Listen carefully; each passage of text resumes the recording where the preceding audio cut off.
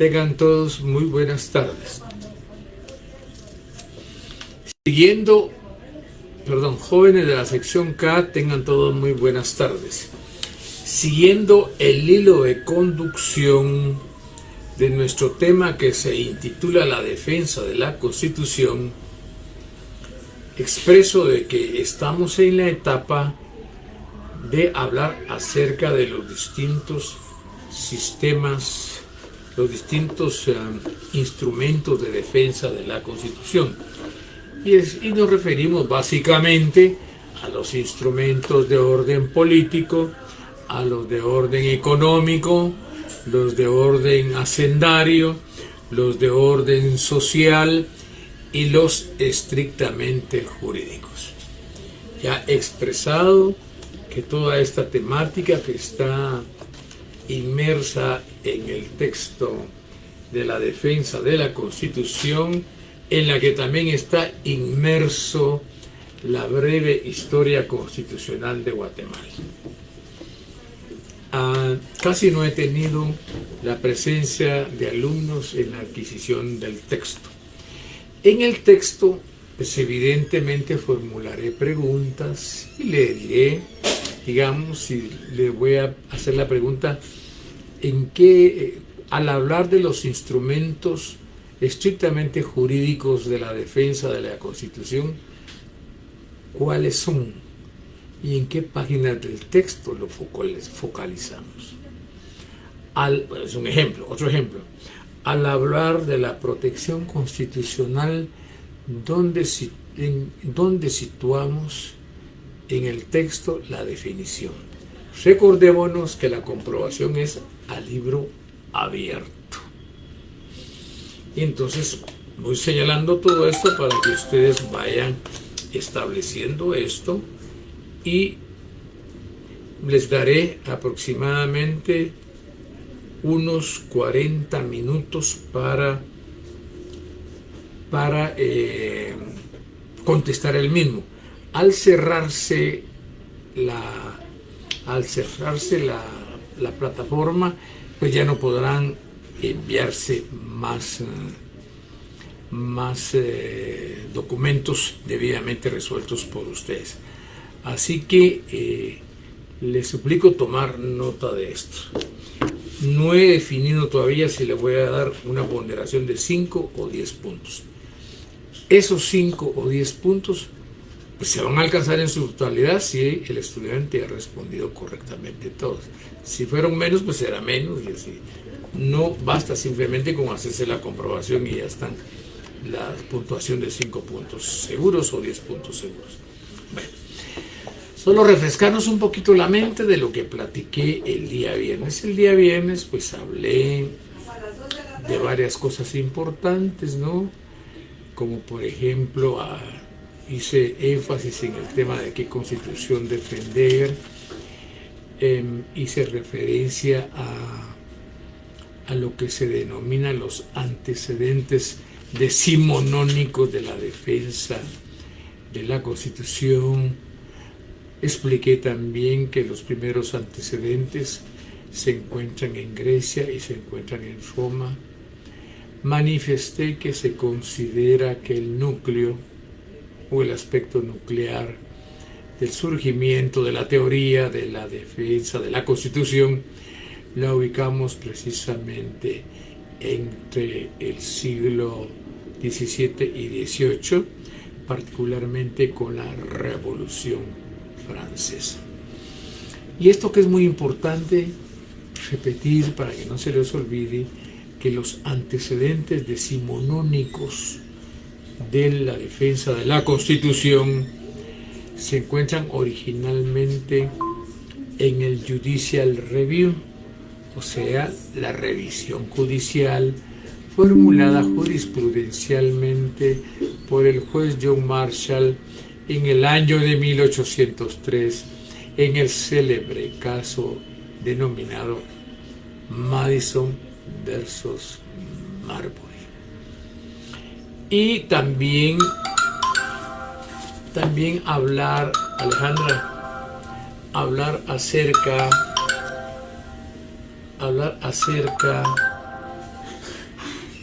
Permítame un momentito. Me encuentro dando clases ahorita. ¿Será que me puede llamar a las 5 en punto? Ok, gracias. Entonces comentaba de que dentro de los antecedentes decimonónicos está el judicial review, que en el buen sentido literal del español significa revisión judicial. Y que también tenemos como antecedentes decimonónicos no solamente el judicial review, que ya lo he manifestado, es el resultado de la célebre sentencia Marbury versus Madison en el año de 1803 por el célebre juez John Marshall. Y luego tenemos, además de este primer antecedente, tenemos también la recepción de la institución inglesa del habeas corpus o exhibición personal, que es de inspiración inglesa, que posteriormente se difundió por toda Europa y más adelante se trasladó a América. Pero además del habeas corpus también tenemos la configuración del juicio de amparo, que es el resultado de toda la teoría o doctrina mexicana como institución protectora de los derechos fundamentales. Y también tenemos precisamente la Constitución Austriaca de 1920, en la que se crea la Corte de Justicia Constitucional como sistema concentrado bajo la inspiración directa del gran jurista austriaco Hans Kelsen. Esta temática de la defensa de la Constitución fue defendida profusamente por el jurista Hans Kelsen en su célebre obra intitulada La garantía jurisdiccional de la Constitución, en la que se defiende su idea clave, ¿verdad? Que consiste básicamente en que es necesario crear un tribunal constitucional que tiene a su cargo la defensa de la Constitución. Bueno, creo que esas son las ideas más relevantes que platiqué.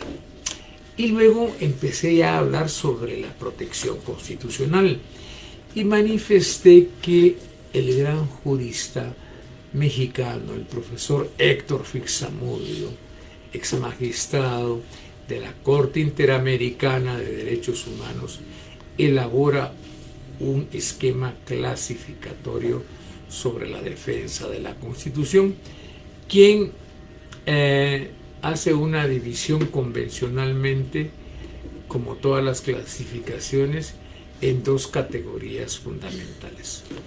Una primera categoría que está referida precisamente a la protección de la Constitución, y la segunda categoría que está referida a las garantías constitucionales. La primera, o sea, la protección constitucional, se integra definitivamente por todos aquellos instrumentos políticos, económicos, sociales y de técnica jurídica que han sido canalizados a través de normas de carácter fundamental e incorporados en los documentos constitucionales. Buenas tardes, licenciado. ¿Podría recordarnos la fecha en que hará la comprobación? Correcto, con mucho gusto. Anet, efectivamente la comprobación va a ser este viernes. Con ustedes la haré a las 4 en punto de la tarde, y si tienen 40 o 45 minutos, pues ustedes ahí ven cómo está el asunto, ¿verdad? Ya les indiqué cómo van a ir formuladas las preguntas, se formula la pregunta y se indica en qué página se sitúa dicha respuesta. Bueno, sigo hablando entonces que esa dicotomía o esa clasificación que realiza el profesor Zamudio la divide en dos, ¿verdad? Una que está referida explícitamente a la protección de la Constitución, y la segunda que son las garantías constitucionales. La primera, que ya le expliqué, ¿verdad? Que los instrumentos de protección constitucional se integran precisamente por todos aquellos instrumentos políticos, económicos, sociales y de técnica jurídica que han sido cabalmente canalizados a través de normas de carácter fundamental e incorporados a los documentos constitucionales con el propósito, y esto es muy importante, el propósito de estos es limitar efectivamente el poder y lograr que sus titulares se sometan a los lineamientos establecidos en la propia Constitución. Entonces, y los otros que son las garantías constitucionales, que son eminentemente de carácter procesal, que están dirigidos precisamente a la reintegración del orden constitucional cuando el mismo ha sido desconocido o violado por los propios órganos del poder, a pesar de los instrumentos protectores, instrumentos destinados a la corrección de una patología constitucional. Y aquí entra el estudio precisamente del amparo, del habeas corpus y del control constitucional de las leyes, que se produce en dos vías: por la vía del sistema concentrado y por la vía del sistema de la acción directa, que también es conocida con el nombre de inconstitucionalidad de leyes a casos concretos. Bueno, ahí ya hemos casi hecho una labor de recapitulación de lo que yo hablé el día viernes. Entonces, ¿qué es la protección constitucional? Definámosla. Dice que la protección constitucional está instituida por aquellos instrumentos encaminados a proteger el orden constitucional, y que estos pueden ser de diverso carácter: político, económico, social y estrictamente jurídicos, pero siempre dice, todos se manifiestan a través de normas de carácter constitucional. Dentro de estos instrumentos de defensa de la Constitución están los de orden económico, y aquí entran los de orden también hacendario, ¿verdad? Bueno, perdón, se me había olvidado que el viernes yo también empecé a hablar de los instrumentos de orden político. Y dentro de esos instrumentos de orden político hice referencia que estos, básicamente hablé de la división de los poderes. Y dije que la división de los poderes es un principio cardinal del republicanismo. Y que este principio de la división de los poderes descansa precisamente en la teoría formulada teóricamente por el gran político francés Montesquieu en su célebre obra intitulada, se me olvida, El espíritu de las leyes, de manera muy puntual en su capítulo 11. Esta obra le llevó a Montesquieu aproximadamente unos 25 años elaborarla, pero no solamente trató este tema meramente constitucional y político, sino que también él hizo otros estudios de otras disciplinas. Bueno, así las cosas, entonces empecé a indicar que desde el punto de vista político también nos encontramos con los controles intraórganos y con los controles interórganos. Y decíamos de manera originaria que los controles intraórganos van a ser aquellos que se producen dentro del propio organismo del Estado.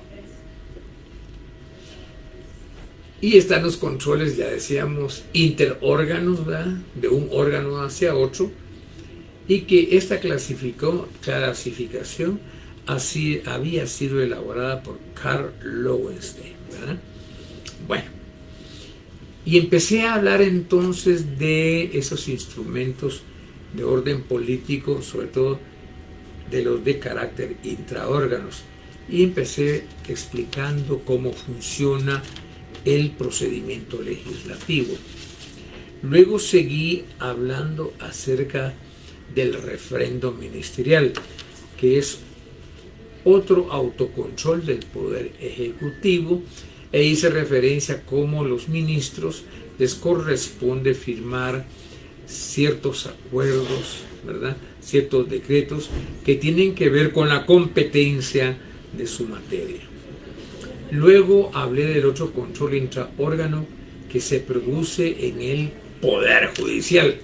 Y sobre este punto indiqué que era mucho más fácil porque la organización precisamente de autocontrol que se produce en el Poder Judicial aparecen en nuestra legislación mucho más claros, toda vez que la organización del Poder Judicial es eminentemente jerárquica y cuenta ciertamente con medios de impugnación verticales, ¿no?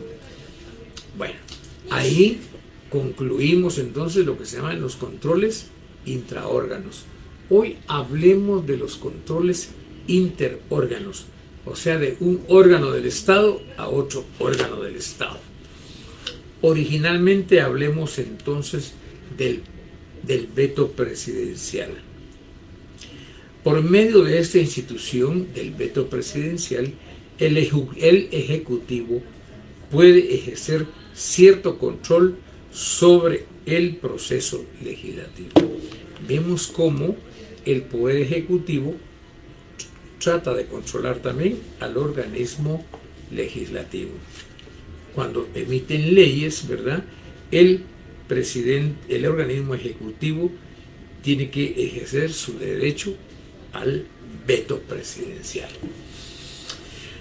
Bueno, dicho ello, entonces pasamos al otro control que se da de un órgano del Estado a otro órgano del Estado y que está explícitamente bien señalado en nuestra Constitución Política de la República de Guatemala y evidentemente en la Ley Orgánica del Organismo Legislativo.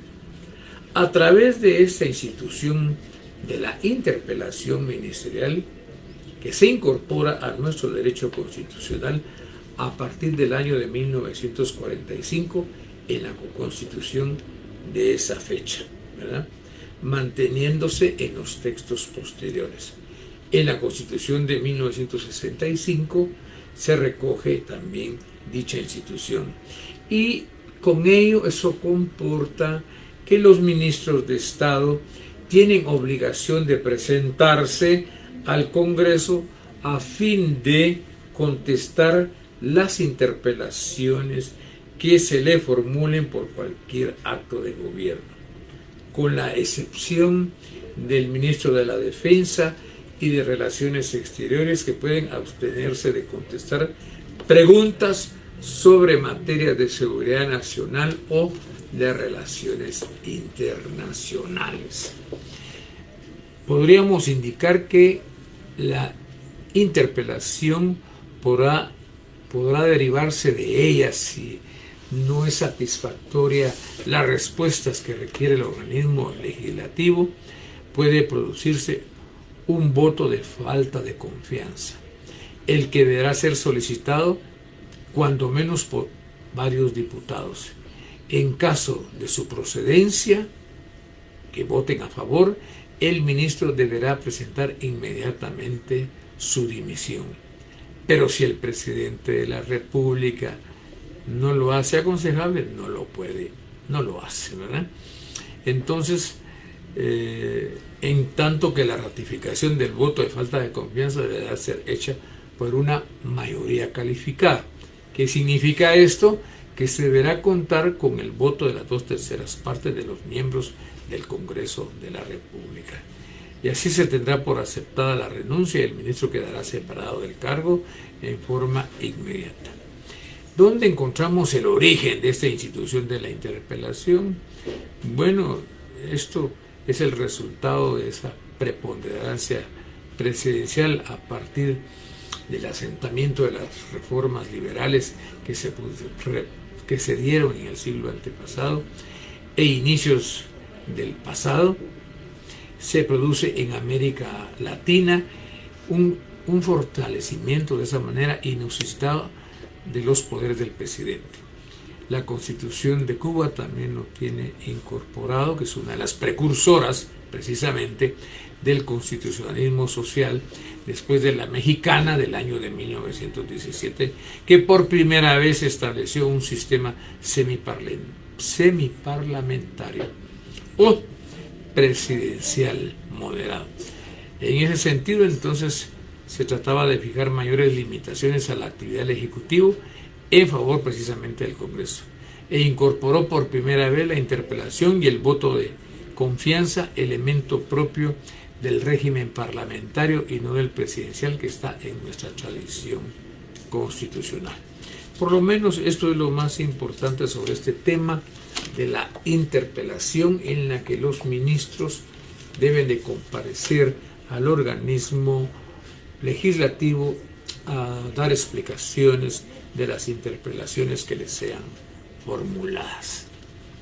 Bueno, salimos entonces de este control interórgano, ¿no? Del legislativo al ejecutivo.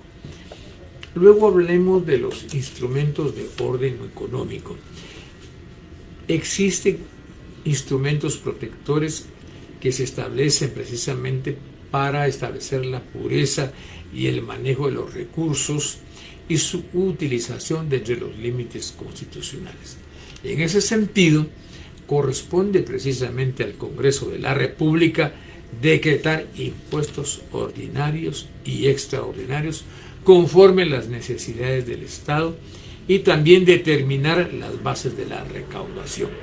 Así se encuentra debidamente regulado en nuestra Constitución de la República, así como aprobar los ingresos y egresos del Estado, que están previstos también y fijados en el presupuesto general de la Nación, que rige durante el ejercicio fiscal por el cual haya sido aprobado, que es un año, y a la fecha del inicio, en este caso lo más tarde que se tiene aquí en el país, que es en diciembre o noviembre, para poderlo aprobar. Entonces es el organismo ejecutivo a quien le corresponde, a través del Ministerio de Finanzas, elaborar el presupuesto general de ingresos y egresos. Corresponde al Congreso de la República decretar impuestos ordinarios y extraordinarios. Pero resulta que así como hay ingresos y hay egresos, a alguien le corresponde tener que llevar el respectivo control de esos gastos del Estado. Y a la institución que le corresponde efectivamente llevar esos controles de los gastos del Estado se llama Contraloría General de Cuentas.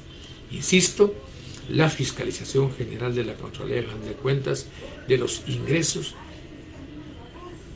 y egresos e intereses hacendarios de los organismos del Estado, de los municipios, de las entidades descentralizadas, autónomas y semiautónomas.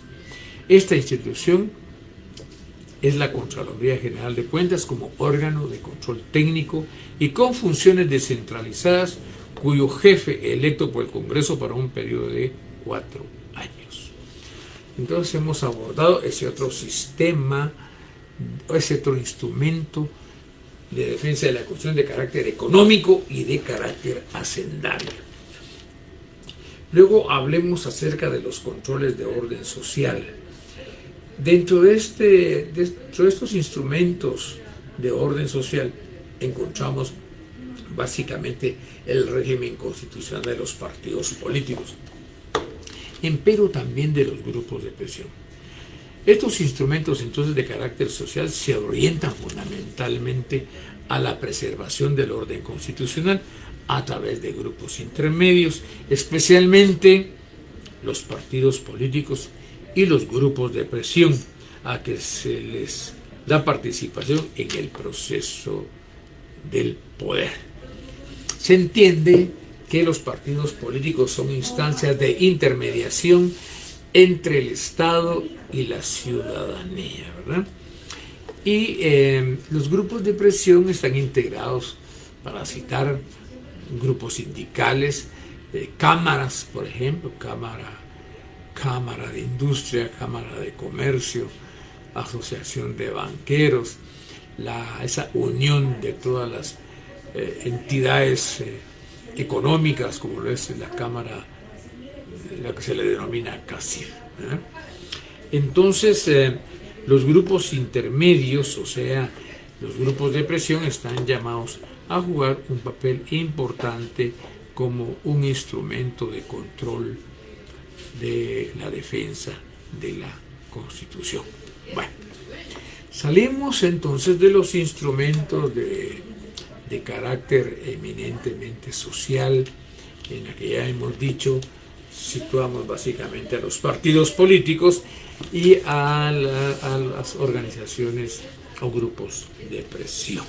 Bueno, hablemos acerca de la rigidez constitucional, que es otro instrumento de la defensa de la Constitución. La rigidez constitucional es la consecuencia de la supremacía constitucional. Esa es la rigidez.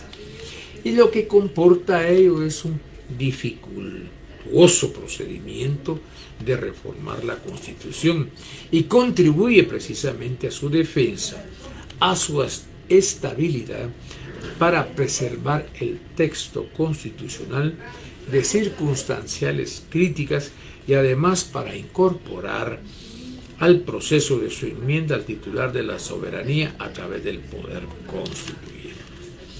Todo el tema de la reforma constitucional la encontramos precisamente en nuestra Constitución Política de la República de Guatemala. Bueno, hemos salido entonces de la rigidez constitucional. La rigidez constitucional entendida como aquel dificultoso procedimiento de poder reformar una constitución. Y con ello se logra su defensa y su estabilidad. Bueno, hablemos ahora ya de aspectos meramente procesales y refirámonos básicamente a las garantías constitucionales. En este apartado definitivamente está constituido por las garantías constitucionales. Durante mucho tiempo a las garantías se les tuvo como sinónimo de derechos y esta confusión o este equívoco de alguna manera se remonta precisamente a la Declaración Francesa de los Derechos del Hombre, que en su artículo 16 dice: esta declaración decía que toda sociedad en la cual la garantía de los derechos no esté asegurada no tiene constitución.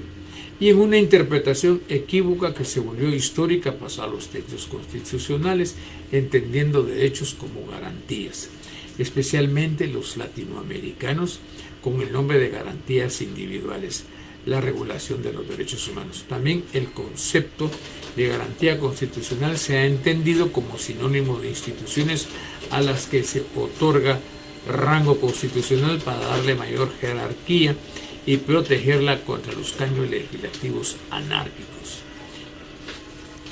En ese orden de ideas, pues hay derechos que son como, por ejemplo, derechos que derivan de los poderes públicos, que son económicos y sociales, así que pueden ser objeto de cambios a través de los vaivenes legislativos partidistas. En ese orden de ideas, el trabajo, la familia, la cultura, la autonomía universitaria, la nacionalidad han adquirido rango constitucional y así están en nuestra Constitución. Otro sector de la doctrina, en un sentido más genérico, comprende dentro del término de las garantías las medidas de protección constitucional en ese sentido y además de las propias garantías procesales.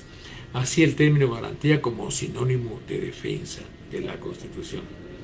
Sin embargo, el concepto de garantías tiene otra significación que es propiamente procesal. Y las garantías son medios técnicos jurídicos orientados precisamente a proteger las disposiciones constitucionales cuando éstas son infringidas, reintegrando el orden jurídico. Existen amplios campos del derecho, especialmente en el constitucional y en el internacional público, que carecen de normas de efectividad. Sus disposiciones muchas veces no son más que una expresión de deseos. Por esto se fortalece en los últimos años una tendencia a encontrar normas de garantía que hagan efectivas ciertamente las disposiciones de carácter sustantivo.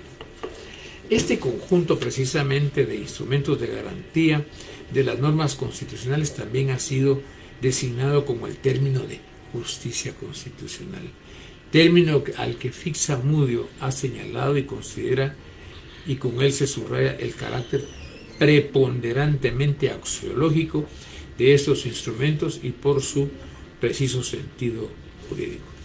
¿Y cuáles van a ser esas garantías procesales que tienen que ver con la defensa de la Constitución, verdad? En primer lugar tenemos, no en primer lugar, ¿verdad?, pero está el habeas corpus, ¿no? El habeas corpus, como he explicado, de origen inglés, que posteriormente se irradió por Europa y más adelante dio el salto hacia América. En el derecho constitucional guatemalteco debe reivindicarse un antecedente poco estudiado sobre la institución del habeas corpus, la cual originalmente fue planteado por el diputado suplente por Guatemala en las Cortes de Cádiz, ¿no?, don Manuel de Llano, allá por el año de 1810. Vean, ya se venía platicando acerca del habeas corpus, ¿no?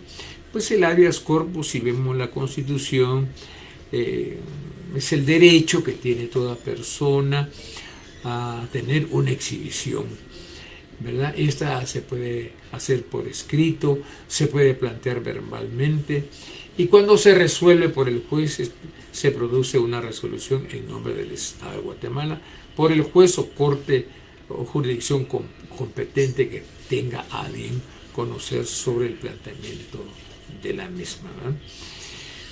El habeas corpus. Luego, después del habeas corpus, vamos a hablar entonces también de lo que es precisamente el amparo. El amparo es otra garantía procesal, ¿verdad?, de carácter constitucional, que está regido, como lo hemos dicho, así como el habeas corpus en una ley constitucional, que es la ley de amparo, exhibición personal y de constitucionalidad, pero que sus directrices las encontramos precisamente en nuestra Constitución Política de la República de Guatemala.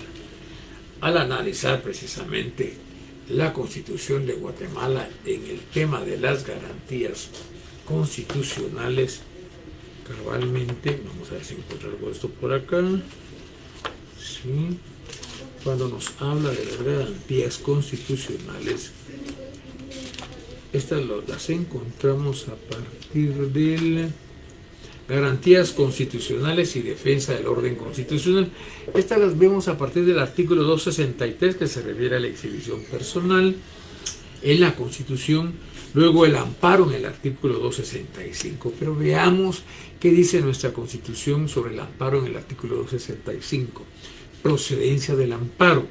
Se instituye el amparo con el fin de proteger a las personas contra las amenazas de violaciones a sus derechos o para restaurar el imperio de los mismos cuando la violación hubiere ocurrido. No hay ámbito que no sea susceptible de amparo y procederá siempre que los actos, resoluciones, disposiciones o leyes de autoridad lleven implícitos una amenaza, restricción o violación a los derechos que la Constitución y las leyes garantizan. Vemos entonces que en el artículo 265 está instituida precisamente el fundamento constitucional del amparo. Y si nos vamos precisamente a nuestra ley de amparo, exhibición personal y de constitucionalidad, precisamente el amparo empieza a desarrollarse a partir del artículo primero de nuestra ley de amparo, y ahí más adelante que está regulado todo el procedimiento de dicha ley.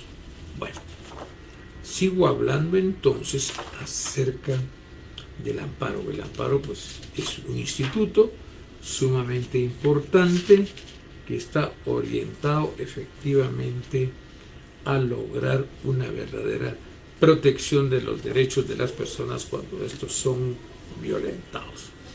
Bueno, también dentro de este capítulo relativo a la constitucionalidad de las leyes y del amparo y de la exhibición personal, nos habla también del principio de supremacía constitucional, que ya se los expliqué a ustedes. Dice: los tribunales de justicia observarán siempre el principio de que la Constitución prevalece sobre cualquier ley o tratado internacional, sin perjuicio de que en materia de derechos humanos prevalecen los tratados y convenciones internacionales aceptados y ratificados por Guatemala. Bueno, ya hemos hablado del amparo, figura tan importante como una garantía constitucional. Ahora hablemos acerca del... hay que ver esto. El amparo tiene dos finalidades primordiales. La primera de ellas es si hay peligro inminente de una violación, su carácter es eminentemente preventivo. Si ya se ha producido la violación a un derecho, su finalidad es eminentemente reparadora. Todo el tema, ya dije, de la competencia de los tribunales en materia de amparo están establecidos en nuestra ley de amparo, exhibición personal y de constitucionalidad. Bueno, hoy ya hablé de la supremacía constitucional y el control de oficio que dice que los tribunales deben de hacer sobre este punto. Y luego tenemos las otras garantías constitucionales en las que está precisamente el control constitucional de las leyes. Este control constitucional de las leyes se produce por dos vías, por la vía directa y por la vía indirecta. La vía directa, que es el resultado de una lucubración teórica formulada en su momento por Hans Kelsen, y es la que nos manifiesta que el control constitucional de las leyes puede realizarse a través de un tribunal concentrado. Y efectivamente en nuestro medio guatemalteco así es, existe un tribunal concentrado que se llama Corte de Constitucionalidad, que es ante la única que se puede plantear una acción de inconstitucionalidad de carácter total o de carácter parcial. Y es esta Corte la que, conociendo y dándole trámite a la inconstitucionalidad, si observa que es de perogrullo o eminentemente la violación constitucional, lo que hace es que suspende inmediatamente la ley y corre audiencia a las partes y luego resuelve, ¿verdad? Esta es la inconstitucionalidad de carácter general, que puede ser contra toda una ley, contra un fragmento, que puede ser también parcial. Decíamos entonces que el órgano privilegiado para resolver esas controversias constitucionales se llama Corte de Constitucionalidad. Y finalmente tenemos la acción indirecta, que comúnmente se le denomina inconstitucionalidad a casos concretos. Este es el resultado de la existencia del modelo norteamericano, o llamado también modelo difuso, que autoriza que todos los tribunales de toda jurisdicción puedan conocer acerca de una inconstitucionalidad al caso concreto. Existen tres vías para poder accionar en este asunto. Está por la vía de la acción, está por la vía de la excepción y está por la vía de los incidentes. Estas son las tres modalidades en las que se puede plantear una inconstitucionalidad al caso concreto. Pero de conformidad con el artículo 120 de nuestra ley de amparo, dice competencia en casos concretos. La persona a quien afecte directamente la inconstitucionalidad de una ley puede plantearla ante el tribunal que corresponda según la materia. El tribunal asume el carácter de tribunal constitucional. Si se plantea la inconstitucionalidad en un proceso seguido ante un juzgado menor, este se inhibirá inmediatamente a seguir conociendo y enviará los autos al superior jerárquico, que conocerá de la inconstitucionalidad en primera instancia. Lo que significa entonces que si planteamos una inconstitucionalidad al caso concreto ante un juzgado menor, este no tiene competencia para conocer, debe de inhibirse y remitirlo inmediatamente al tribunal que tenga competencia para conocer de esto. Entonces, este tipo de inconstitucionalidades al caso concreto se plantean cuando en un juicio, en un proceso concreto, nosotros observamos que el juez o cualquiera de las partes se está apoyando en leyes, normas o reglamentos inconstitucionales. Así que entonces por ahí termino yo esta parte de la explicación de la defensa de la Constitución, y deseándoles buena suerte para el día viernes. El viernes a las 4 en punto de la tarde iniciamos. Yo les mandaré el link en el que haremos esto, lo publicaremos y estamos pensando que les vamos a dar unos 40 minutos para su desarrollo. Quien lo entregue después ya no tiene calificación. Así que el texto lo tengo aquí en mi oficina profesional, casi nadie lo ha venido a comprar, pero ya es problema de ustedes. Centro Comercial Zona 4, Torre Profesional 2, octavo nivel, oficina 811A, a partir de las 9:30 de la mañana a 4 de la tarde. Les deseo feliz tarde y muchas gracias y suerte para el viernes.